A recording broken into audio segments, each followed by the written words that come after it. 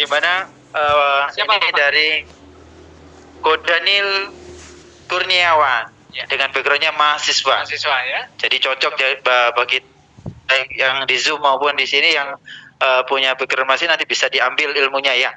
Jadi untuk perolehan 2016 join Prudential, 2019 fokus di Prudential dan AAM 2020 promosi AD, kemudian PC Seoul, Seoul ya. Ya, kemudian 2021-nya Trip Malaysia, Prusmat SB3. Prusmat SB3. Oke. Jadi kalau dilihat urutannya kita masih saudara, Pak. Betul. Sama pemilik kantor ini, Pak ya. Iya, betul. Ya. Jadi Gak ada Gak ada. Oke, teman-teman, mari kita sambut berdiri, teman-teman. dan bangkit berdiri. Kita sambut pembicara kita yang luar biasa, Bapak Daniel Kurniawan. Oke, semangat pagi semuanya. Oke, lebih semangat lagi ya. Semangat pagi Titans Agency. Apa kabar? Luar biasa, dahsyat, fantastis. Yes. Oke. Selamat malam semuanya, boleh silakan duduk teman-teman semuanya. Ya, malam hari ini saya ini mau sharing sedikit ya tentang apa yang saya alami. Sebenarnya saya ini juga bukan orang yang sudah hebat ya teman-teman. Disclaimer terlebih dahulu, saya adalah orang yang masih perlu banyak belajar. Khususnya juga dari teman-teman leader di SB9 ini ya. Saya kenal beberapa yang sudah hebat-hebat. Ada Kobudi, lihat produksinya itu gede sekali. Saya itu ngerasa pengen gitu loh, kayak Kobudi gitu ya.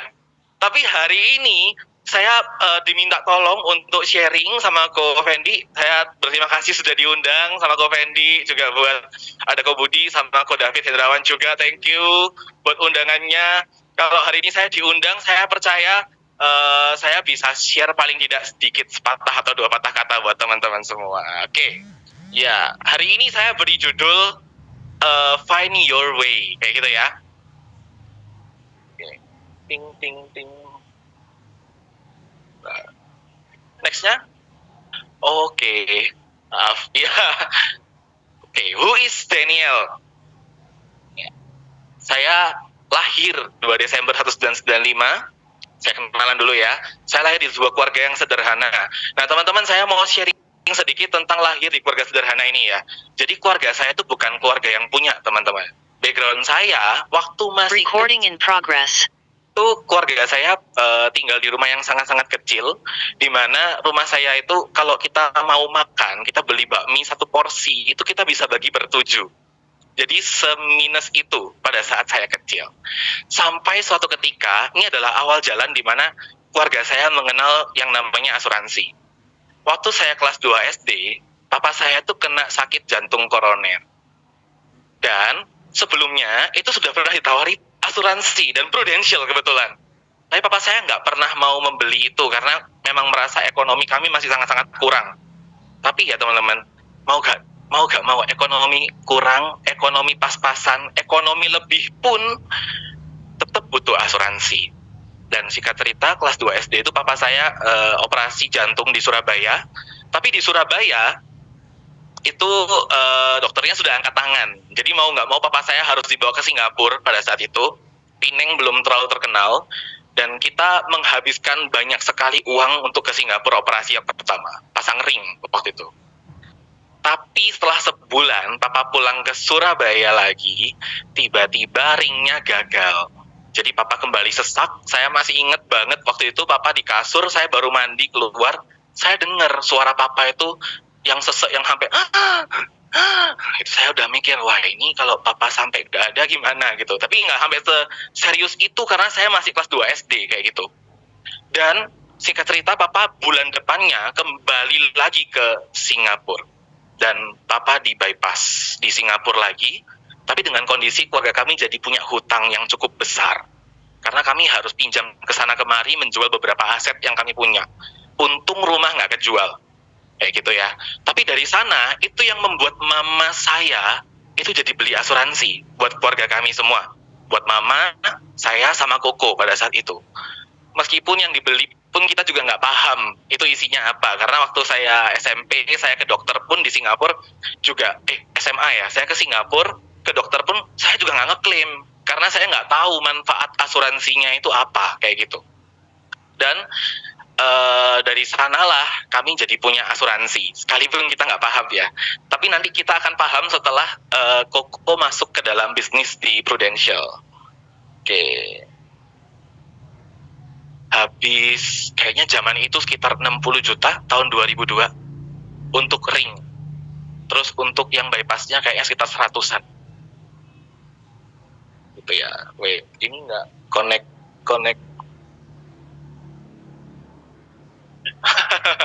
Pakai suara. Oke, next. Oke, saya anak kedua dari 2 bersaudara. Saya punya Koko 1. Mungkin teman-teman sudah pernah kenal sebelumnya Koko saya, Harjo gitu. Terus lanjut. Next. Nah, background saya mahasiswa atau karyawan. Kenapa kok slash karyawan? Karena saya ini sebenarnya sudah pernah kerja, teman-teman. Jadi saya pertama kali masuk di Prudential, join itu tahun 2016. Tapi saya benar-benar ngejalanin full itu 2019. Karena 2 tahun saya tuh kerja dulu di salah satu perusahaan. Saya masuk waktu saya masih kuliah.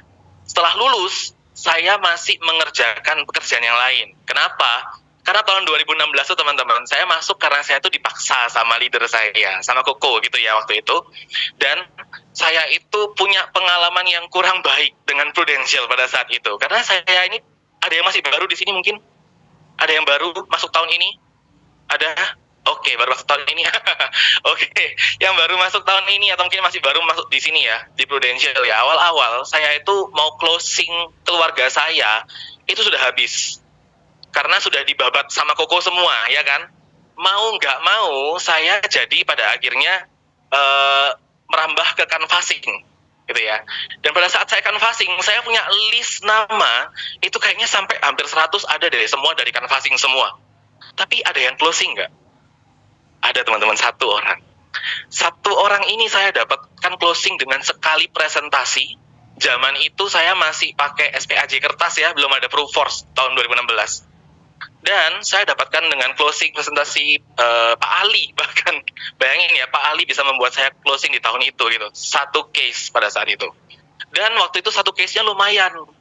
Case pertama nih, 2 juta sekian preminya sebulan. Buat saya yang masih mahasiswa, saya dengar 24 juta, berarti saya dapat, lumayan ini, dapat 8 juta, meskipun dicicil selama 5 tahun gitu ya kan. Tapi kan kayaknya 8 juta itu setahun ya, 8 juta setahun berarti bagi selama sebulan, selama setahun per bulannya saya dapat dari sekitar 600 ribuan. Buat seorang mahasiswa itu lumayan sekali kayak gitu kan. Jadi pada akhirnya saya udah seneng nih dapat closing 1. Besok paginya saya sampai ke kantor SB3 teman-teman.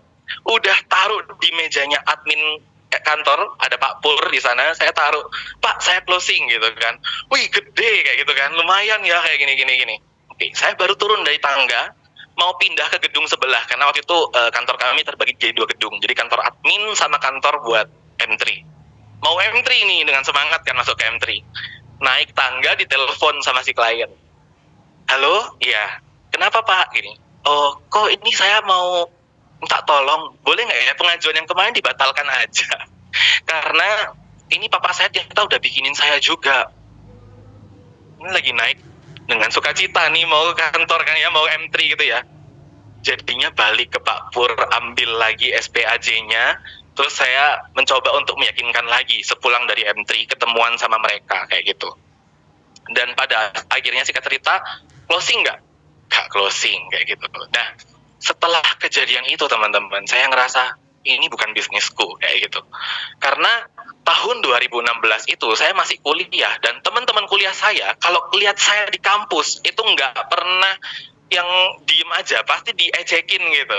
Jadi saya datang ke kampus itu dipanggil, wih bakul asuransinya dateng nih, bakul asuransinya dateng gitu. Malu jadinya kan, kayak dibully gitu loh di sekolah gitu sama teman-teman. Dan pada akhirnya saya memutuskan, nggak usah jalan lagi kayak gitu. Oke, dan akhirnya saya baru memulai fokus lagi ketika saya tahun 2019. Singkat cerita saya lulus tahun 2017, saya kerja di salah satu perusahaan multinasional di Indonesia, dan saya ditempatkan di Gorontalo waktu itu, untuk kurang lebih setahunan. Dan selama perjalanan saya di Gorontalo saya kerja, saya tuh melihat Koko saya Koharjo itu ya teman-teman, jangan dilaporkan orangnya kalau saya cerita. Tahun 2015 dia itu nggak punya rekening, jadi bener-bener dia tuh uang bawah bantal. Tapi tahun 2017 akhir kalau nggak salah, dia itu beli rumah pertamanya. Itu yang membuat saya tuh, nggak punya rekening bisa beli rumah, woi luar biasa kayak gitu ya kan ya. Nah pada akhirnya saya memutuskan untuk resign. Banyak alasan, banyak faktor, tapi dari sana saya memutuskan untuk resign dari kantor saya di luar pulau itu. Yang mana saat itu saya fresh graduate dengan gaji 2 digit. Saya sudah sangat-sangat bangga sekali. Dan waktu saya resign, saya dicaci maki sama teman-teman. Karena teman-teman yang nge-apply bareng sama saya, nggak ada yang keterima. Saya keterima, tapi saya resign. Kan ya, mereka kan tahu gitu kamu gak usah apply gitu ya, tahu gitu kamu gak usah masuk, coba kamu gak apply kan aku yang masuk gitu. Mereka pada protes kayak gitu. Jadi pada akhirnya saya resign dan saya memikirkan pulang saya mau ngejalanin apa lagi supaya saya bisa beli rumah, goalsnya waktu itu. Nah pada akhirnya tahun 2019 itu saya memutuskan apa yang ada di tangan saya itu yang saya kerjakan, dan saya mengerjakan Prudential. Kembali saya menuju ke canvassing, nambah 60-70 nama lagi, tapi masih belum ada yang closing. Ya, ini off the record, saya pulang ke Surabaya, itu saya langsung ikut outbound. Waktu itu ya, di kantor kami ada outbound, jadi kita kayak training tapi di luar kota, mengundang pembicara waktu itu Koriki Hutomo dari Rising Star Warriors, kayak gitu ya. Dan pada saat itu Koriki itu, siapa sih yang nggak kenal Koriki ya kan ya, legendary-nya Prudential di Surabaya gitu ya, salah satunya. Dan dia tuh terkenal dengan canvassingnya yang jago.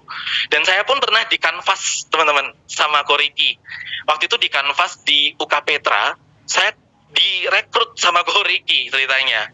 Tapi waktu itu saya sudah agent ya, waktu itu untung sudah agent. Coba enggak kan saya kan nggak jadi masuk tim koko saya kayak gitu. Nah waktu itu saya direkrut sama Koriki dan saya ngelihat langsung Koriki itu kayak gimana, dan saya ketemu di Outtown. Waktu ketemu di Outtown, saya ngelihat, saya harus belajar kayak dia lagi nih. Akhirnya saya mencoba canvassing itu sampai nambah 60-70 nama lagi, tapi nggak ada hasil kayak gitu. Jadi pada akhirnya tahun 2019 itu saya nggak ada closingan awal-awal. Karena saya udah canvassing capek-capek, saya udah mikir bisnis apa lagi yang harus saya jalankan. Apakah saya nge-apply ke kantor-kantor lagi supaya saya dapat kerjaan kayak gitu. Nah, orang introvert, ada yang percaya? Gak ada yang percaya. Jadi teman-teman sungguhan ya, ini background saya benar-benar orang introvert, saya nggak bisa ngomong. Saya ini awkward, socially awkward, sampai SMA. Saya belajar ngomong, itu waktu saya kuliah. Setelah saya ketemu sama psikolog. Karena saya ngerasa saya nggak bisa kayak gini terus. Saya ngerasa saya harus berubah, supaya saya tuh bisa menuju ke pekerjaan, dunia pekerjaan. Karena saya lihat orang yang cuman diem aja, sekalipun kerjaannya mau seprestisius apa, di belakang layar, susah untuk berkembang. Beruntung loh teman-teman sekarang dari Prudential, karena kita masih bisa punya space untuk berkembang lebih jauh, karena kita ada di front line, kayak gitu ya. Beri plus dong buat Prudential. Oke. Dan pada akhirnya tahun itu saya memutuskan untuk, saya harus gali cara supaya saya bisa sukses di Prudential. Canvassing saya coba nggak bisa, saudara dan saudara-saudara keluarga semua sudah di closing sama Koko. Jadi mau nggak mau saya mengandalkan yang namanya sosial media. Karena buat saya ngobrol one on one sama satu orang nih, saya ngobrol misalnya sama C Joyce kayak gitu ya, berdua, keringet saya tuh sejagung-jagung teman-teman, nggak bisa ngontrol. Dan pada akhirnya saya jadi gugup, ngomongannya gagap, terus keluarnya tuh nggak sesuai dengan apa yang saya inginkan. Dan akhirnya saya memutuskan, saya bisanya kayaknya ngomong di depan kamera. Karena kalau depan kamera, saya tahu ini bukan orang, ini barang. Jadi akhirnya saya memutuskan untuk saya itu ngobrol di depan kamera. Mulailah saya dengan ngomong, halo guys, kayak gitu, kayak cuma ngevlog gitu ya. Waktu itu zaman Instagram Stories awal-awal. Jadi saya mulai ngevlog lah di Instagram. Baik saya lagi di kamar, saya lagi di kafe, saya lagi kerja, saya lagi apapun, saya ngevlog kayak gitu. Saya nunjukkan bahwa saya aktif di sini. Sampai case pertama yang saya closing waktu itu adalah guru les accounting saya waktu kuliah. Dia closing, dan waktu itu dia ngambil pertama cuman dia sama suami. Kurang lebih mungkin sekitar 24 juta API, 20 jutaan lah ya, 2 juta per bulan kayak gitu. Tapi nggak cuma sampai di sana, dia ternyata setelah close sampai 2 itu dia ngambil buat papa dan mamanya juga, sehingga total case pada satu keluarga itu sekitar 80 juta API. Dan itu yang membuat saya, oh oke, saya ngeh di bisnis ini, saya harus jalan kayak gitu ya. Itu tahun 2019. Dan singkat cerita tahun 2020 nih kita masuk ya kan. Lah kok ternyata pandemi gitu ya kan. Kita ngerasa kayak wah ini nggak bisa ketemu orang, nggak bisa ngapa-ngapain, kita mau closing juga gak susah. Untung ya waktu itu Prudential ngeluarin cekatan kayak gitu. Tahun 2020 saya ngelihat tahun 2019 mulai pertengahan saya tuh konsisten melakukan yang namanya vlog di Instagram pada saat itu. Dan waktu saya nge-vlog di stories dan banyak orang ternyata yang tertarik. Jadi guru les saya itu adalah salah satu nasabah ya, yang satu keluarga. Ada satu teman saya lagi itu mantan pacarnya pada saat itu adalah salah satu agent juga pro di agensi yang lain kayak gitu. Tapi mantan pacarnya ini nggak jalan. Dan dia nggak pernah sharing tentang Prudential, bahkan in fact dia itu beli polis di perusahaan lain gitu. Jadi si pacar ini nggak percaya nih, masa sih kamu Prudential kok belinya tempat lain kayak gitu. Kamu loh kayaknya nggak pernah sharing sama aku, kamu dapat apa dari kantor? Kamu nggak pernah sharing produk-produkmu ini kayak gimana? Dan pada akhirnya si teman saya ini kontak ke saya, tanya, dan boleh nggak tolong di-review polisnya? Oke, saya nge-review satu polis satu keluarga. Waktu itu polis satu keluarganya itu polis berwarna kuning. Mungkin teman-teman tahu, warnanya kuning, inisialnya C, belakangnya B, gampang lah ya. Nah, singkat cerita satu keluarga semuanya itu nggak ada yang bener polisnya. Jadi polisnya itu polis gado-gado, terus polisnya itu waktu itu nggak ada yang sesuai dengan kebutuhan, plannya kamarnya 200 ribuan kayak gitu. Jadi itu membuat dia kayak, loh Prudential ini event yang plafon aja waktu itu HS masih oke dibandingkan dengan yang punyanya sana kayak gitu. Dan pada akhirnya dia memutuskan waktu itu ngambil BPH satu keluarga kurang lebih sekitar 4 orang itu 60 juta API. Dan setelah dia ngambil baru 4 bersaudara ya, papa mamanya belum, ditolak karena punya riwayat.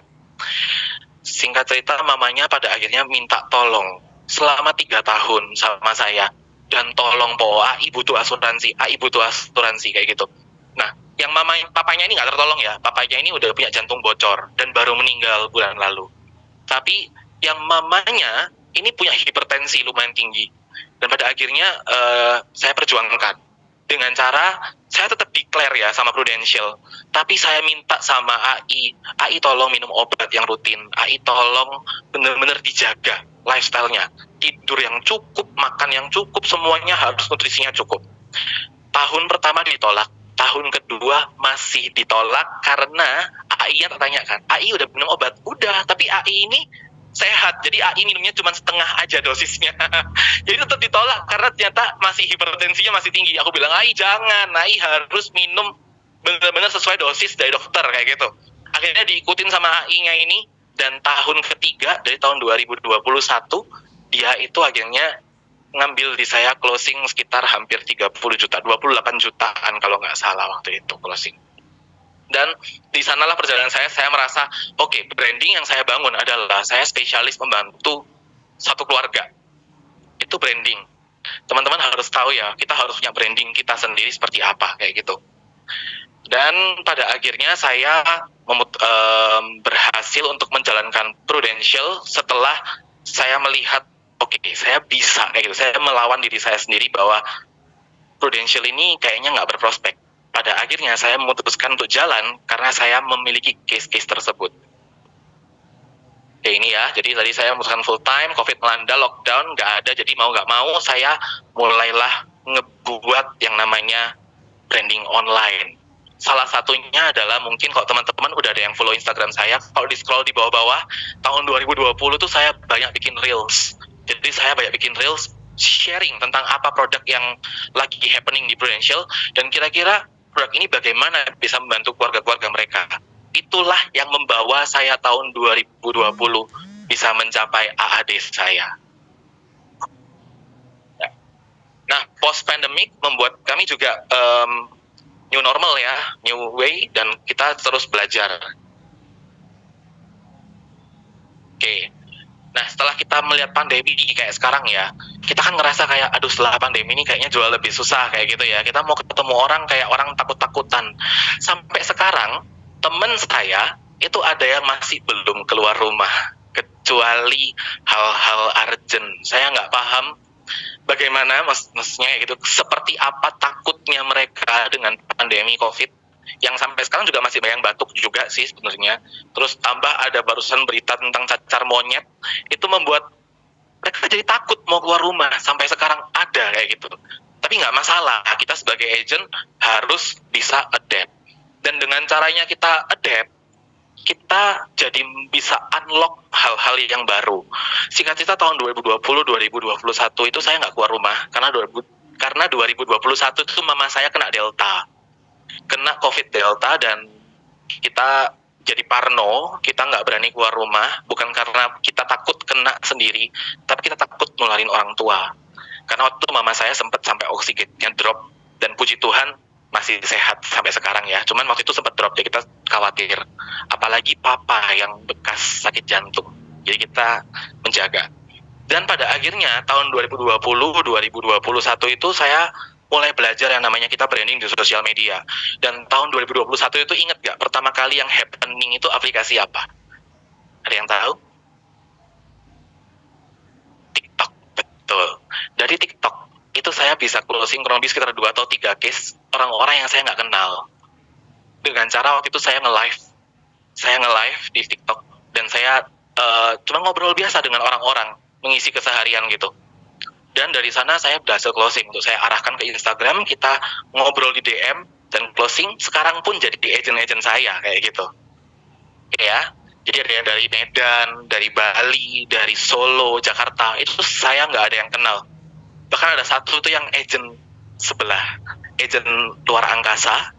Tapi ternyata dia akhirnya ngambil polis di saya, dan sampai sekarang pun masih enforce kayak gitu. Oke, jadi kita harus menyadari bahwa perubahan itu akan selalu ada, dan tugas kita adalah kita menyesuaikan diri. Kemarin pandemi, ke depan kita nggak tahu loh ada apa lagi. Kalaupun kita ada halangan di depan, kita ini harus bisa menyesuaikan diri kita. Karena yang gimana-gimana namanya situasi, kondisi, itu kita nggak bisa kontrol. Yang bisa kita kontrol itu apa? Diri kita sendiri. Oke, nah kita harus decide reaction, karena action itu adalah proses kita. Yang namanya COVID melanda, namanya apa ya, misalnya kejadian sesuatu terjadi di luar sana yang kita nggak bisa kontrol, itu adalah action yang akan menjadi proses kita. Tanpa adanya itu semua, kita nggak akan berproses. Dan reaction is your choice. Apa yang kita lakukan untuk mengatasi hal tersebut, itu adalah pilihan kita. Waktu pandemi, saya sempat hampir sedikit melenceng. Saya tuh buka usaha di rumah kecil-kecilan. Saya buka usaha kopi waktu itu. Karena saya hobi minum kopi. Dan pada saat itu, saya hampir sekali melenceng kayak gitu. Tapi saya diingetin lagi, kita Prudential ini diingetin sama Tuhan gitu ya. Jalanmu itu di sini bro, kayak gitu. Nyata tahun 2020 pandemi, saya ngerasa susah, saya buka kopi 1, 2 bulan, 3 bulan, nggak ada hasilnya, tapi ternyata saya malah promosi AAD. Jadi kan Tuhan kayak nunjukin gitu, jalanmu ini loh, jalanmu di sini, jangan ngacir sana sini, kayak gitu. Oke ya, nah ada filosofi tapi. Langkah pertama selalu adalah langkah yang tersulit. Ketika kita menemukan apa yang menjadi identitas kita, waktu kita mikir, aku kayaknya mencoba cara sampai saat ini ya, caraku A, B, C, D, kayaknya kok nggak pas ya, kayaknya aku perlu mencoba cara lain kayak gitu. Tapi seringkali teman-teman, kita mau mencoba cara lain tuh nggak gampang, ya kan? Kita mau ngelangkah, mau mulai bikin vlog, mau mulai bikin yang namanya sosial media, mau namanya kita bikin branding, ngobrol di depan kamera. It's not easy, nggak semua orang bisa melakukan itu. Tapi langkah pertama itu adalah selalu adalah langkah yang tersulit. Karena langkah yang pertama itu pasti kita nggak kebayang seperti apa bakalan di depan. Tapi once you go up, itu akan jauh lebih mudah. Oke. Tapi kata tapi itu adalah pedang bermata dua. Aku mau menjadi pribadi yang sukses, tapi aku nggak bisa ngomong sama orang. Tapi aku nggak bisa namanya bangun branding. Tapi aku nggak bisa yang namanya ketemu sama orang jelasin produk. Aku nggak bisa marketing. Tapi aku apalah wis name it, apapun yang bisa disebutkan alasan-alasan. Bagaimana dengan tapi yang satunya? Aku nggak bisa ngomong sama orang, tapi aku mau menjadi pribadi yang sukses. Ketika kita balik kalimatnya itu, kita switch posisinya, beda ceritanya. Oke ya, selalu lihat dengan kacamata yang benar. Ingat, proses itu nggak cuma di awal, setiap langkah punya prosesnya masing-masing, tinggal Anda yang menentukan tetap melangkah atau malah menyerah. Oke, growing your business. Nah, yang pertama, teman-teman, harus follow your leader. Apapun yang Daniel sampaikan hari ini, malam hari ini, itu benar di dalam tim Daniel, di dalam timnya dan Kur, kayak gitu ya. Tapi nggak semuanya bisa diterapkan di teman-teman. Apapun, kalau ini sejalan dengan kata-kata leader teman-teman semua di tempat ini ya, go ahead, silakan dicoba. Tapi kalau misalnya ini nggak sejalan dengan apa yang dikatakan sama leader teman-teman, percayalah, kata-kata leader teman-teman adalah yang lebih benar daripada kata-kata Kur. Oke, follow the system. Kita bersyukur ya, kantor kita masing-masing semua punya sistemnya sendiri. Bahkan Prudential pusat pun menyediakan banyak macam training, dan segala satunya itu adalah sistem yang bisa kita ikuti untuk membantu kita maju. Find your way. Setiap orang punya kelebihan dan kekurangan masing-masing. Kenali potensimu dan kenali opportunity-mu. Apa weakness dan ancamanmu, dan selalu mau dikoreksi dan selalu ajak diskusi. Oke, hari ini aku pingin minta tolong berapa orang ya? 1 orang aja deh. 1 orang maju ke depan dong buat bantuin aku. Ada yang bisa maju ke depan 1? Siapa ya? Siapa ya? Monica aja deh, Mon. Mon, boleh maju ke depan? Hari ini saya dan Monica ini barter, teman-teman. Tadi pagi Monica ini sharing di kantor SB3. Beri plus dong buat Monica. Tapi malam harinya saya sharing di sini gantian. Oke, saya minta ini tempel di tembok setinggi yang kamu bisa. Nggak akan bekas kok, ini post-it, tenang. Oke. Boleh minta tolong 1 kali lagi tempel lebih tinggi daripada yang kamu bisa?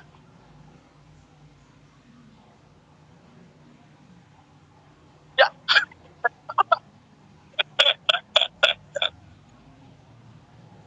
Di bawah aja kayaknya, di bawah aja gimana? Pacarnya tinggi.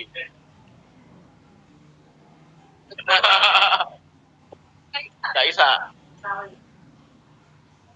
Ya, lebih rendah ternyata.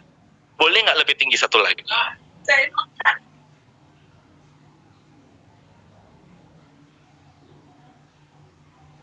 Oke, thank you, Mon. Silakan, udah. Kasihan kalau misalnya dia naik loncat-loncat lagi. Oke, thank you ya. Oke, teman-teman. Kira-kira ada nggak yang bisa nempelin lebih tinggi daripada Monica? Pasti bisa ya, karena lebih tinggi gitu ya. Tapi sebenarnya menurut teman-teman semua, Monica ini bisa nggak nempelin lebih tinggi daripada yang tadi? Gimana caranya, teman-teman? Naik kursi. Sebenarnya kita tuh sering kali ya, kita tuh nggak ngelihat situasi sekeliling kita loh. Kita sering kali mengandalkan apa yang teman-temannya, oke pas, tak kira jatuh. Nah, sering kali kita tuh mengandalkan kekuatan diri kita sendiri. Kita nggak ngelihat kita tuh punya tim, kita punya kantor yang bisa kita pakai kayak gitu ya. Kita sering kali nggak mengandalkan yang terutama nih, kita mengandalkan Tuhan di dalam segala sesuatu kayak gitu. Dan sering kali kita tuh lupa dengan kondisi sekitar, karena kita tuh terlalu fokus dengan apa yang kita kejar kayak gitu ya.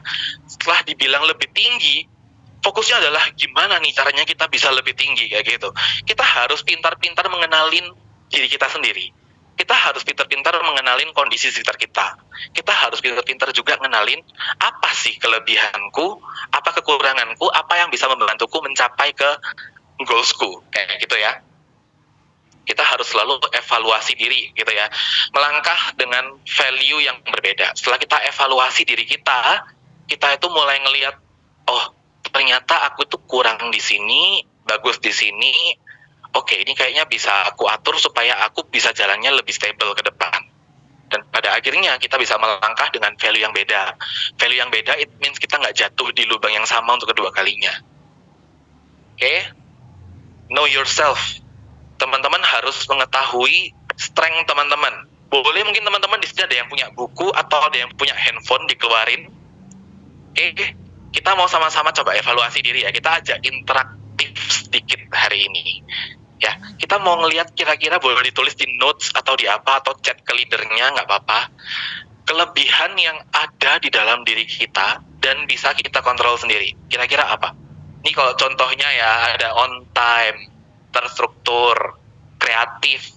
Itu adalah strength, kekuatan teman masing-masing semuanya. Boleh dituliskan dulu.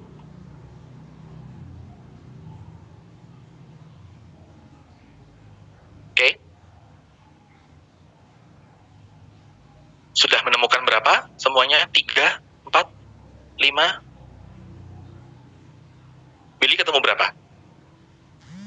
5. C. Joyce ketemu berapa? 3. Oke, ada yang ketemu lebih dari 5? Strength-nya? Ada? Nanti dicari lagi ya. Strength kita apa? Kita harus kenali diri kita. Kita punya strength itu bagaimana? Lanjut, kita ada weakness. Weakness ini kelemahan yang ada dalam diri kita. Mulai ditulis juga weakness-nya apa. Kita harus kenalin loh. Kita ini punya kebiasaan yang kita berdampak negatif. Contohnya ya, slow respond. Itu weakness kita. Kita berapa banyak yang misalnya di chat, nih susah nih, balasnya lama. Itu salah satu kekurangan saya, teman-teman. Jadi kalau saya kadang-kadang nggak balas chat, mungkin agak dimaklumi. Terus tidak suka mendengar, susah komunikasi, tidak paham produk, jadi maksudnya kekurangan diri kita sendiri, kita kurang knowledge dan kurang apa, itu adalah weakness kita. Lanjut ya, sambil ditulis aja, strength, weakness, opportunity, hal yang di luar kendali kita, tapi yang bisa jadi batu loncatan buat kita. Dalam pekerjaan ini, contohnya ada punya banyak kenalan, terus fasilitas kantor, itu kan bukan kendali kita ya. Maksudnya kita bisa mencari dari faktor eksternal kayak gitu. Dan ada threat atau ancaman, hal-hal di luar kendali kita yang bisa menghambat kinerja kita. Misalnya keluarga yang tidak mendukung. Di luar kendali kita loh, kita nggak bisa mengatur itu.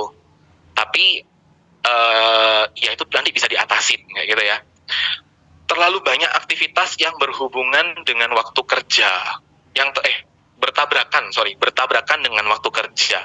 Jadi terlalu banyak yang namanya kegiatan-kegiatan di luar. Saya tuh punya satu agent nih ya teman-teman ya.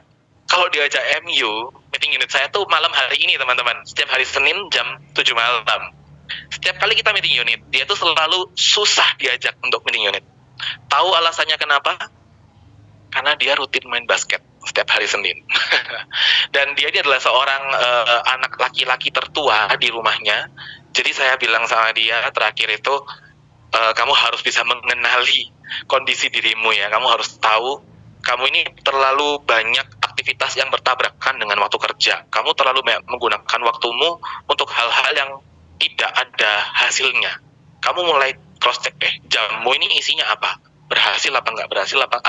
Ada hasilnya apa enggak? Ada efeknya enggak? Ada dampaknya enggak? Dan pada saat dia cek ternyata mungkin dari 1 minggu cuman 2 hari loh itu yang produktif untuk dia kerja, baik di pro maupun kerjaannya dia yang satunya. Oke. Nah teman-teman semua udah tulis ya, strength, weakness, opportunity, and threat. Sekarang kita harus mulai let's shift. Kita mulai berubah, kita mulai mengenali, kita mulai evaluasi. Kita gunakan strength kita untuk mengatasi threat kita. Gunakan opportunity untuk mengatasi weakness. Misal, terlalu banyak aktivitas yang bertabrakan diatasi dengan kekuatan diri kita sebagai pribadi yang terstruktur. Ketika kita terlalu banyak aktivitas yang bertabrakan, kita mulai buat yang namanya penjadwalan. Pakai Google Calendar.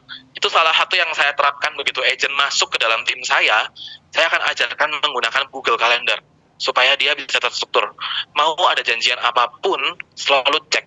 dan selalu taruh prioritasnya yang mana. Warna merah itu tentang prudential. Ketika pekerjaan utamamu cuman adalah prudential, you have to know this is your priority, top one. Janjian yang lain tidak akan bisa menggantikan itu. Kecuali ada yang lebih penting, misalnya biru, misalnya janjian, ternyata itu kayak misalnya antar mama ke rumah sakit atau apa gitu ya. Ya keluarga lebih penting lah ya, kita lebih penting dengan keluarga kita. Jadi itu baru bisa menggantikan hal-hal yang urgency sifatnya. Oke. Tidak paham produk, kita kurang knowledge, kita atasi dengan mengikuti fasilitas kantor seperti training produk ya. Dan tidak bisa komunikasi dengan baik, tadi ada weakness-nya. Diatasi dengan fasilitas kantor seperti ODS atau M3. Karena kalau misalnya kita ikut ODS, kayak kemarin ada yang ikut ODS-nya Glenn Grimaldi, ikut ya, diajarin nggak kita cara ngomong sama nasabah? Gimana cara kita bikin calling sama nasabah? Diajarin loh. Jadi jangan pernah meremehkan yang namanya training-training sistem-sistem kantor. Karena percaya apa enggak, seperti apapun isinya, pasti ada fungsinya buat kita. Even itu cuma kecil, tapi itu bisa membuat perubahan yang besar dalam hidup kita. Oke ya. Nanti dievaluasi strength, weakness, opportunity, and threat masing-masing. Kira-kira apa dan didiskusikan sama tim masing-masing. Nah, kita begin with goal. Jadi yang pertama kali waktu kita mau menjalankan bisnis ini, find your biggest why. Why saya itu adalah keluarga saya, family saya. Papa saya usianya sudah 71 tahun. Papa saya orang yang very overthinking. Jadi sebelum anaknya ini semua mentas, setiap hari sampai hari ini, saya selalu ditanyain, gimana kerjaan? Kamu nggak mau cari kerjaan yang lebih real, tak? Pertanyaannya tuh selalu seperti itu loh. Jadi keluarga saya tuh sebenarnya nggak mendukung, teman-teman. Koko sama saya ada di Prudential. Tapi setiap kali kayak gitu, saya selalu ingat, kenapa kok saya bergerak di sini? Karena saya tahu Prudential itu yang bisa membuat saya membanggakan papa saya nanti. Dulu sempet sih bangga sekali, saya tunjukin SPT pajak gitu kan, pelan-pelan, 1, 2, 3. Papa saya tuh mulai kayak, oh lumayan ya hasilnya gitu ya, oh oke ya gitu. Dia lebih tercengang lihat SPT-nya Koko yang ternyata sekarang tuh sudah 2 kali lipat dari penghasilan tokonya papa. Jadi papa itu sudah sangat-sangat oke, restu ada buat Koko jalanin Prudential. Tinggal saya nih, saya harus bisa buktikan punya SPT yang sama dengan punya Koko supaya saya bisa mencapai kebanggaan papa. Oke, set the target. Target saya adalah di posisi yang tertinggi yaitu EAD. Nah, untuk saat ini ketika kita masih agent, kita harus fokus dengan produksi 300 juta. Dengan kalau saya ya di tim saya ini yang diterapkan sama tim saya, produksi 300 juta, rekrut 6 orang, masing-masing closing 50 juta, dan total omsetnya 600 juta per tahun. Dengan cara seperti itu saya bisa naik ke AAD. Lalu setelah dari AAD kita harus produksi selling pribadi 300 juta lagi, rekrut 6 orang 850 juta, bantu 3 orang untuk naik ke AAD, bantu ya 3 orang naik AAD, maka total omset akan jadi 2,4 miliar per tahun. Itu yang kami terapkan di tim. Itu yang akan kami selalu dengungkan. Setiap kali kami meeting unit, setiap kali kami membahas tentang goals, kita selalu bahas caranya itu seperti apa, how. Dan kita repeat terus, dan kita duplikasikan terus dengan mereka, sehingga bisa mencapai ke posisi EAD. Break it down, kita break down goals-nya. Personal selling 300 juta, berarti kita harus selling berapa per bulannya. Terus habis itu kita mau rekrut 6 orang, berarti kita harus rekrut berapa? Sampai 6 orang ini bisa menghasilkan masing-masing 50 juta API. Dan bagaimana cara kita mencetak 3 orang AAD? Kita breakdown satu persatu. Dan kita mulai planning the strategy. Oke, kita mengajarkan ke mereka semua, selling is easy, educating is challenging. Asuransi itu punya 2 fungsi, living benefit, sakit tidak produktif ataupun pensiun, death benefit, yaitu adalah meninggal. Seringkali teman-teman, kita itu terlalu fokus dengan selling ya. Kita rasa ke-cure dengan komisi Prudential yang luar biasa, dahsyat, fantastis, yes, kayak gitu ya kan ya. Berapa persen gitu, gede kayak gitu ya. tapi kita nggak fokus dengan educating. Sehingga banyak sekali di luar sana yang saya lihat itu orang-orang yang sellingnya itu cuma sekedar wis kon percaya sama aku, kayak gitu. Wis kon percaya sama aku. Termasuk klien saya tadi sampai sekarang masih loyal. Kenapa? Karena waktu saya closing AI yang hipertensi tadi, sampai dia minta-minta sama saya bikin itu loh. Itu bukan karena dia cuma sekedar percaya sama saya. Waktu awal closing itu kita ngambil 6 polis kan, 4 anak sama papa mama. Papa mama ditolak karena punya riwayat, betul ya. Tapi pada saat saya menjelaskan polis 6 biji itu tadi, AI itu udah bilang sama saya, Daniel, AI ini percaya sama Daniel nggak usah jelasin panjang lebar, dia bilang gitu. Singkat cerita, Daniel ini ada di rumahnya AI itu sampai sekitar jam 12:30 kali ya, ngobrol sama mereka untuk closing 6 case malam hari itu. Dan AI itu ngomong, udahlah, AI ini percaya kok sama kamu. Daniel bilang sama AI, sorry, bukannya gimana, tapi Daniel nggak mau sekedar jual. Daniel mau AI ini tahu produk yang AI beli ini apa, fungsinya apa. Jadi supaya AI ini nggak beli produk dengan percuma, kayak gitu loh. Dan singkat cerita, satu kalimat itu yang membuat si AI ini minta setiap tahun sama Daniel untuk, ayo closingan aku lagi, aku belum punya polis loh, ini aku masih ditolak sama Prudential, gimana caranya aku bisa diterima, kayak gitu. Oke ya, kita harus educating, living benefit, death benefit. Terus kenapa bisnis asuransi itu menarik untuk recruiting ya, kita harus mulai menyuarakan nih namanya recruiting. Sekarang lagi gencar banget namanya RCC ya, Recruiting Club.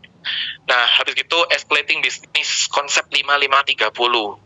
5 tahun kita kerja, 5 tahun kita develop, mengembangkan, dan 30 tahun kita menikmati. Berbeda dengan kerja di dunia yang saat ini. Ketika kita kerja dengan kerjaan kita yang kayak punya usaha atau mungkin karyawan atau apa, 30 tahun kita kerja keras, 5 tahun kita menikmati, 5 tahunnya kita kerja lagi. Ya. Papa saya, teman-teman, itu pebisnis. Papa tuh punya toko sembako. Kenapa kok sampai sekarang kita berdua nggak ada yang mau nerusin? Saya sama Koko, kita berdua fokus di Prudential. Toko papa saya itu yang membawa keluarga kami dari hutang sampai menyekolahkan kami ke universitas yang cukup ternama ya di Surabaya. Ada UKP sama Ubaya. Waktu itu Koko di Ubaya, saya di UKP. Dan membawa keluarga kami pindah dari rumah yang kecil sekali, rumah kami yang kecil dulu itu. Dan waktu saya SMA, papa saya berhasil beli rumah di Surabaya Barat yang cukup luas, kayak gitu, cukup nyaman juga buat kami. Itu semua karena toko ini. Tapi kenapa kok kita nggak ada yang mau nerusin kayak gitu? Karena toko ini kami lihat kerja kerasnya itu luar biasa, 30 tahun. Sekali ini ditutup, 5 tahun itu akan habis semua hartanya. Kita hitung. Karena secara total profit dari omset toko kami itu besar banget. Mungkin sebulan, ya setahun lah ya, setahun tuh nilainya udah M something kayak gitu. Cukup gede, sebulan tuh udah M omset. Tapi profitnya itu kecil banget, cuman 1% tuh nggak sampai bahkan. Toko sembako itu beras harga 300.000 bisa mencapai profit paling tinggi, paling sekitar 2.500. Bayangkan ya, dengan bisnis yang seperti itu, saya dan Koko yang melihat profit di Prudential bisa mencapai berapa persen gitu ya kan dari omset kita, ya nggak mau lah ngerjain yang kayak gitu. Kita harus dipanjer itu apa ya, disetrap gitu ya, di toko 1 hari ya boleh keluar gitu ya. Bersyukur puji Tuhan, waktu saya SMA apa kuliah gitu, toko kita ini mulai aku sama Koko handle, kebanyakan Koko waktu itu karena Koko udah lulus, kita mulai bantu untuk masukin sistem. Jadi kita pakai komputer, pakai apa supaya bisa jalan kayak gitu. Tapi hingga sampai saat ini tetap nggak bisa ditinggal. Mamaku tetap ada di toko sampai hari ini, even cuma jaga dan ngeliatin. Karena nggak bisa, transaksinya terlalu besar dan rawan kalau nggak diawasin. Sehingga mama harus di toko sampai hari ini. Tapi paling tidak, ya kita membantu lah ya, supaya papa mama kerjanya nggak keras, Jadi kita punya komitmen berdua, aku sama Koko, uang toko hanya untuk apa? Sejak lulus kuliah, aku sama Koko masing-masing, kita bekerja sendiri. Kita nggak ada yang minta uang dari orang tua. Kayak gitu. Dan bisnis asuransi itu bisa bantu passion. Cuman kita itu 5 tahun kerja, 30 tahun menikmati, tapi kita 10 tahun itu mendapatkan passive income. Dan bisa diwariskan. Ini educate bagaimana cara kita untuk rekrut.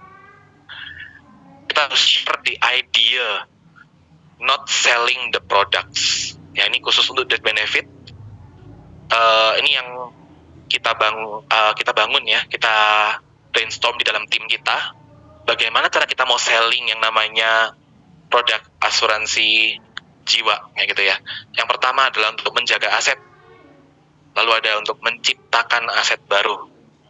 Lalu untuk mengcover hutang, mengamankan dana pendidikan, mempersiapkan dana hari tua, menyeimbangkan bagian anak, meredakan konflik dalam keluarga, mengcover biaya transisi, mengganti value yang hilang, efisiensi pajak. Jadi ini apa ya? Kalian pernah selling sama nasabah itu cuman sekedar ini loh kok dapat segini nominal gitu ya, bukan. Tapi kita harus paham apa fungsi asuransi jiwa itu keluarga mereka. Kalau mereka punya benefitnya untuk apa? Kayak gitu ya. Nggak cuma dari nominalnya aja. Bukan cuman karena pro anugerah nih baru keluar gitu ya kan, ya langsung selling pro anugerah gitu. Bukan gitu caranya. Tapi kita harus paham apa sih fungsi pro anugerah ini buat mereka, apa sih fungsinya pro warisan ini buat mereka, apa sih fungsinya pro cinta buat mereka, kayak gitu. Mempertahankan kapital keluarga, menyelesaikan final expenses, memberikan warisan untuk golongan 2, exit plan strategy, joint business plan, estate planning, donasi yayasan atau tempat ibadah, live life to the fullest, dan diversifikasi aset. Oke. Mau difoto dulu juga boleh.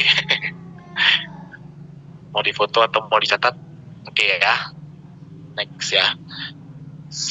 Nah ini soft skill can be learned. Dalam menjelaskan segala sesuatu yang tadi, itu kita nggak selalu melulu cuman sekedar selling ketemu satu persatu aja. Saya belajar satu hal, kenapa kok saya ini sekarang lebih jarang untuk datengin orang satu persatu ya. Tapi itu juga salah satu cara yang bisa kita pakai. Cuma kembali lagi, nggak semua orang punya akses seperti itu. Saya ini cukup buruk, saudara-saudara, di area approaching. Karena approaching itu buat saya masih awkward. Saya kembali lagi ya, percaya nggak percaya wis, aku ini orangnya socially awkward. Percayalah, awkward banget kayak gitu. Jadi saya tuh approachingnya masih kurang bagus. So itulah kenapa saya belajar, oke, dengan menggunakan kamera, dengan menggunakan sosial media, saya bukan cuma sekedar mengeksplor diri lebih apa yang menjadi, saya juga bisa menjangkau banyak orang sekaligus. Sarannya beda pancing dengan kita menggunakan jaring. Oke ya, soft skill yang bisa kita pelajari dan yang saya pelajari lebih sama Mas Demi kemarin itu khususnya editing photos, copywriting, videos making. Nah videos making ini saya agak kurang bagus karena saya tidak sekreatif itu. Teman-teman kalau mau lihat salah satu agent saya di tim kami itu namanya IG-nya Kloala, itu dia memiliki skill yang cukup bagus untuk editing videos dan bikin cara supaya orang edukatif kayak gitu ya. Kalau saya dulu pernah bikin vlog Daniel Kur, itu saya bikin di Reels kayak gitu, mengulas beberapa video tentang kayak waktu pandemi itu kan musimnya Squid Game waktu itu ya kalau nggak salah. Squid Game itu saya bikin ulasannya dan kira-kira apa yang bisa dikaitkan dengan asuransi kayak gitu. Lalu public speaking, sosial media, approaching, branding diri itu penting banget. Itu yang menjadi salah satu kunci bagaimana kita bisa closing. Tadi saya sempat sharing sama Kovedia di belakang sana. Bagaimana kok kita bisa closing gitu. Dalam tim kami sangat-sangat mengutamakan yang namanya branding. Karena branding itu gimana ya? Bagaimana cara orang tuh tahu kita itu bukan cuma sekedar bertahan di Prudential. Bedakan bertahan dengan kita aktif ya. Kalau kita cuma sekedar bertahan, kita cuma ada namanya aja. Dia tahu kita di Prudential. tapi dia nggak tahu bahwa kita itu memahami isi produk Prudential. Tahu nggak kenapa? Karena agen asuransi saat ini sudah sangat-sangat menjamur di mana-mana. Banyak sekali kita tuh nemu orang ya, ternyata dia juga agent, ternyata dia juga agent, ternyata dia juga agent, kayak gitu ya. Jadi orang itu memahami agen asuransi mah banyak, tapi yang ngerti produknya kan nggak semua gitu kan. Jadi itulah pentingnya kita tuh terus bangun branding diri supaya orang tuh nggak cuma tahu kita tuh masih eksis di sini, tapi kita tuh juga masih update dengan produk dan dengan segala knowledge yang ada. Itu ya. We're living in the new world. Ini salah satu cara yang saya gunakan untuk branding diri saya, WhatsApp Business. Jadi saya bikin katalog dan sebagainya macamnya. Dan ini kemarin sempat diminta sama Ko Fendi karena exclusively gitu ya, kemarin habis closing lumayan gede juga gitu. Dan apa yang membuat saya closing adalah broadcast yang ini, chat yang ini. Chat ini yang membawa saya kepada case 330 juta saya yang pertama. Dan ini yang membuat saya ya bisa mendapatkan sampai pencapaian saya hari ini, yaitu perwarisan. Oke, ini cara saya kemarin. Oke, few things that keep me on track. Yang pertama, klaim berhasil, komentar dan testimoni nasabah klien. Nah, tentunya kita pernah ya ngalami di mana masa-masa down ya. Saya pun juga pernah mengalami di mana saya tuh closingan kok dikit, nggak ada hasilnya, kayak timnya nggak ada yang jalan. Lagi habis pandemi kemarin pada protol semua kayak gitu. Saya ngerasa, aduh ini kayaknya kok bukan bisnis saya lagi gitu. Kayaknya udah terlalu susah untuk dijalanin gitu. Tapi yang bikin saya stay on track sampai sekarang klaim berhasil dan komentar testimoni nasabah klien. Ini salah satu contohnya. Ini teman saya sendiri yang klaimnya itu sangat susah untuk cair karena punya beberapa komplikasi, tapi pada akhirnya bisa full cover. Dan keluarga saya, papa mama. Karena papa mama ini, yaitu saya lihat udah umur 71 tahun. Kira-kira pekerjaan apa yang bisa bikin saya dengan percepatan income yang bisa membuat mereka bangga dengan segera kayak gitu loh. Jadi mereka tuh nggak kepikiran lagi dengan saya. Ya cuman di Prudential kayak gitu. Ya. Prinsip dan kur. Yang pertama adalah yang saya pegang ya sampai saat ini, tabur tuai. Tuaian tuh bergantung pada taburan. Kalau kamu nggak menabur, kalau kamu menabur sedikit, hasilnya juga sedikit. Kalau kamu menabur banyak, hasilnya juga banyak. Saya tuh sempat punya satu agent, teman-teman. Semoga teman-teman di sini nggak ada yang seperti agent saya ya. Sempat punya dulu. Agent saya ini dia awal-awal cukup gencar. Sebulan pertama dia bisa closing sampai 4-5 case. 1 bulan loh. Agent pertama kali FLC closing 4-5 case. Setelah itu dia tuh dijanjikan pekerjaan ke luar negeri sama temannya, dan pada akhirnya dia tuh mengesampingkan Prudential ini karena terlalu fokus dengan urusan kerjaannya yang baru itu. Singkat cerita, sampai di posisi itu tadi, dia itu gak ngejalanin itu sama sekali, dan ternyata ajakan kerja ini berujung tidak sesuai harapan dan ekspektasinya dia. Jadi dia memutuskan terjun kembali ke Prudential, tapi pada saat itu dia sudah punya anak 1. Jadi mau nggak mau, dia tuh ngejalaninnya tuh kayak waktunya terbaginya lebih banyak, kayak gitu. Dan ketika terbagi banyak, hasilnya adalah dia itu nggak banyak aktivitas. Nah, sempet kan, kita tuh kan kayak follow up terus gitu. Gimana, kamu gimana kayak gitu. Ayo dijalanin lagi ya, dijalanin lagi. Dan dia bilang, aku ini sudah mengerahkan semua tenagaku. Aku sudah berusaha semaksimal mungkin. Tapi kok ya hasilnya itu nggak ada kayak gitu. Dia bilang kayak gitu. Terus saya tanya sama dia, boleh nggak saya tolong listkan nama-nama orang yang sudah kamu kontak dan apa aja kendalanya dan mana aja yang sudah ada pencerahan. Oke, saya bilang listkan semua yang dikontak ya, bukan cuman yang mau di join visit atau apa gitu, bukan ya. Semua nama yang sudah kamu kontak. Intinya dalam periode 4 bulan dia jalan, yang dikontak tuh cuma 5. 5 teman-teman, 4 bulan cuman kontak 5 orang. Kira-kira ada hasil nggak? Nggak ada. Kenapa?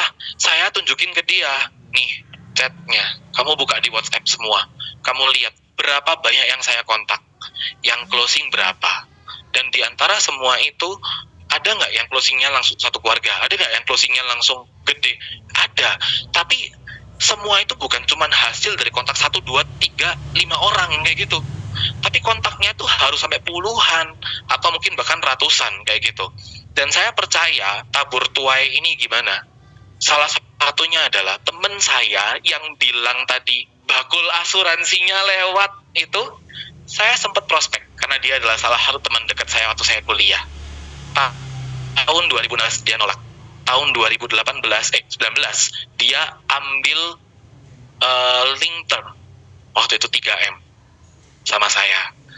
Tahun 2020 dia ambil satu keluarga bertiga. Dia, Koko, Cece, itu 80 juta PPH plus platinum. Jadi taburan kita itu nggak pernah ada yang sia-sia. Ditolak sekarang, tuayan masa depan. Prinsipnya kayak gitu. Oke, perhatikan kualitas biji. Asal menabur, ternyata bijinya sudah kering. Jadi hasilnya nggak maksimal juga. Nah, itu maksudnya adalah kita terus belajar. Karena asuransi pun juga terus berkembang. Jangan sampai sekarang nih kita nggak belajar, kita nggak tahu update-nya Prudential. Sekarang ini masih jual perwarisan. Meskipun berhasil kejual, ada bisa dibeli nggak? Nggak bisa gitu loh, karena kan sudah discontinue gitu ya. Kecuali dia belum pernah punya polis asuransi Prudential sama sekali. Untuk saat ini loh ya. Bulan depan udah nggak bisa lagi dijual. Oke ya, jadi kita harus terus belajar. Sales stock juga penting. Fungsi asuransi itu apa? Kita harus terus belajar, terus update. Sekarang ini ada perkara apa yang bisa kita pakai untuk kita ngejelasin tentang produk-produk kita. Oke, lanjut, ada tingkatkan value diri. Semakin kamu kaya dengan value, maka hasil pun juga akan maksimal. Percaya nggak teman-teman, semakin kita punya value yang baik, semakin kita punya value yang positif, semakin kita tuh belajar untuk menjadi pribadi yang lebih baik. Kadang itu kita nggak perlu deketin orang loh. Orang itu yang akan dengan diri magnetik ke kita sendiri untuk mencari-cari kita. Tahun 2021-2022, sekalipun achievement saya nggak terlalu banyak atau gimana, tapi boleh dibilang tahun itu tahun males saya lah ya, karena terlalu euforia dengan promosi AAD, terus dapat trip Premier Club gitu, terlalu euforia, padahal kecil, tapi udah sombong congkak bangganya setengah mati gitu ya. Tapi tahun itu saya nggak nge-approach orang sama sekali, tapi closingan saya selalu tembus di atas kurang lebih sekitar 200 jutaan ada. Itu semuanya adalah orang-orang yang kontak ke saya. Kenapa? Value yang kita bangun itu yang menarik orang-orang datang ke kita. Satu hal yang bikin saya awal tahun ini saya closing satu orang, teman saya di gereja. Saya tanya, Koko ini kan punya teman asuransi banyak, yang Prudential juga banyak, brand lain juga banyak. Saya tanya, kenapa Koko sama Cece sepasang waktu itu ngambil di saya, padahal kita baru deket mungkin sekitar setengah tahunan ini kayak gitu. Terus dia bilang, dan aku percaya kita itu selalu berdoa ya sampai saat ini. Mereka bilang mereka selalu berdoa. Aku minta Tuhan pertemukan kami dengan orang yang tepat di waktu yang tepat. Dan waktu saya ngelihat kamu, dia bilang, kamu tuh punya value-value yang orang-orang itu nggak punya. Beberapa orang di antaranya itu ada yang menggunakan cara modus yang saya udah nggak pernah gunakan ya, nggak pernah pakai, lebih tepatnya dari dulu sampai sekarang. Kayak ayo ngopi-ngopi kayak gitu, duduk ternyata ditawarin asuransi, datang sama leader. Itu terjadi loh teman-teman, dan ternyata itu bukan cara yang bagus, membuat orang jadi ngerasa ilfil duluan kayak gitu. Dan itu cara yang nggak pernah saya pakai. Saya selalu ngomong to the point. Kalau misalnya saya mau ketemu, aku mau share bro tentang sebuah konsep asuransi yang menurutku penting buat kamu, ada waktu nggak? Dan setelah itu dia ketemu sama saya, jadi dia udah tahu intensi saya ini apa. Dan dia mau mendengarkan karena dia datang, dia mendengarkan karena dia udah tahu apa tujuannya kita ketemu, kayak gitu ya. Jadi value diri kita, integritas, kejujuran, itu penting. Kalau kita nggak integritas, kita nggak jujur, orang nggak akan mau dekat sama kita. Rajin dan availability yang tinggi. Oke ya. Ketika kita itu mengerjakan sesuatu, kita tuh nggak bisa setengah-setengah. Hambatan tuh pasti akan ada loh teman-teman. ketika teman-teman mulai bikin, kayak saya dulu pertama kali saya bikin, saya nggak peduli sih dulu, saya pertama kali nge-live, saya pertama kali bikin vlog, menurut teman-teman saya beberapa kan merasa kayak, ngapain sih saiki wis jadi vlogger wis jadi influencer kayak gitu-gitu ya. Di ECC itu wis hal yang biasa teman-teman. Tapi gak usah diabaikan. Karena yang bawa cuan buat saya justru orang ya, hal-hal yang saya lakukan itu ketika saya memulai hal yang baru, ketika saya melangkah dalam bisnis Prudential pertama kali, teman-teman saya tuh semua pada ngomel-ngomel, kamu tuh kerja di perusahaan yang wis oke, gajinya wis 2 digit, punya percepatan, karena waktu itu saya adalah salah seorang manajemen trainee di perusahaan itu dan berpotensi untuk menjadi district supervisor atau kepala cabang. Dan pada saat itu saya lepaskan, saya masuk ke bisnis Prudential, asuransi kayak gitu loh. Apa yang membuat kamu tuh berpikir segila itu dan kur? Semua pada tanya kayak gitu. Nggak apa-apa, jalan. Beberapa teman-teman saya yang bilang seperti itu sudah jadi agent saya. Mereka yang tanya, gimana caramu kok bisa dapat penghasilan segini dari Prudential? Gimana caramu kok kamu bisa seperti ini di Prudential? Dan pada akhirnya semuanya itu terbayar kok. Oke, stay fokus. Ya, sukses itu bukan tergantung orang lain, sukses itu tergantung dari dirimu sendiri. Ini yang saya bukan saya ciptakan juga ya. Ini yang saya pikirkan, yang saya jadi pegangan saya. Kalau saya waktu kuliah, saya terus berpikir, saya nggak bisa ngomong sama orang-orang di luar sana. Dari waktu SMA, saya introvert, saya socially awkward. Saya merasa mereka yang seharusnya ngejemput saya untuk ngajak ngobrol. Bukan saya yang mulai upgrade diri saya untuk saya ngomong sama mereka. Saya nggak mungkin ada di posisi saya sekarang. Oke? Ya, itu sharing saya. See you with us at Milan.